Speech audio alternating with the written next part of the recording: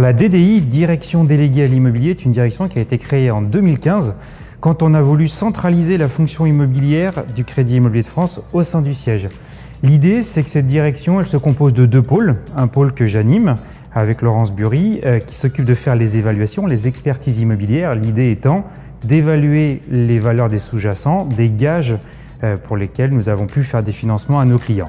Et puis on a un deuxième pôle qui est dirigé par David Combeau, qui lui s'occupe de faire la cession et la gestion des biens dont nous sommes restés adjudicataires.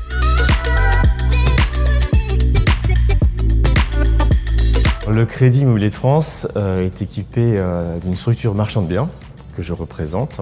Lorsque nous avons un débiteur qui est en difficulté, il y a un process de saisie immobilière qui s'installe avec une vente aux enchères. Ces ventes aux enchères, on a la possibilité donc de lever la main tout simplement et de dire nous allons acquérir ce bien par voie d'adjudication et le revendre dans les meilleures conditions possibles du marché de l'instant présent.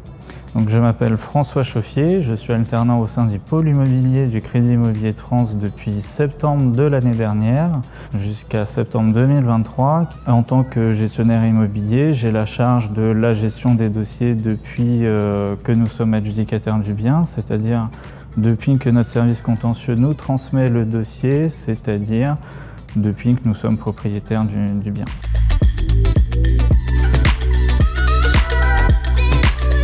Les principaux apports de l'alternance, et notamment au sein du Crédit Immobilier de France, est d'avoir pour tâche la véritable gestion d'un dossier comme un salarié à temps complet, ce qui me permet d'acquérir une expérience professionnelle complète et vraiment polymorphe dans le domaine de la gestion immobilière et donc de mon cadre d'études qui est le droit de l'immobilier.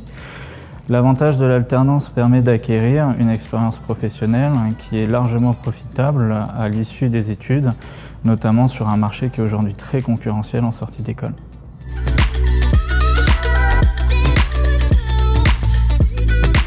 Alors, le bilan est excellent.